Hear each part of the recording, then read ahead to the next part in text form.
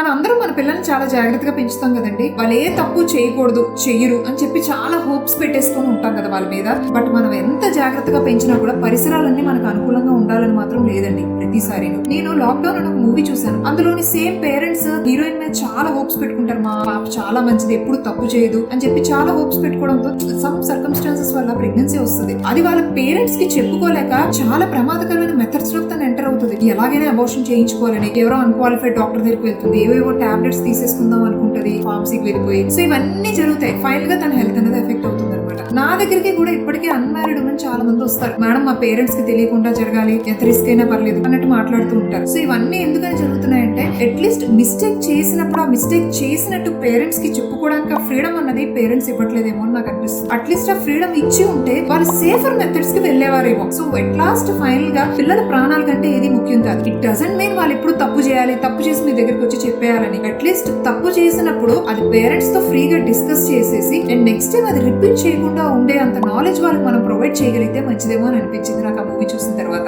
And ఈ video చాలా మంది యంగ్స్టర్స్, టీనేజర్స్ పిల్లలు ఉన్న పేరెంట్స్ కి చాలా హెల్ప్ అవుతుందని నేను అనుకుంటున్నాను. Hope this helps. Thank you.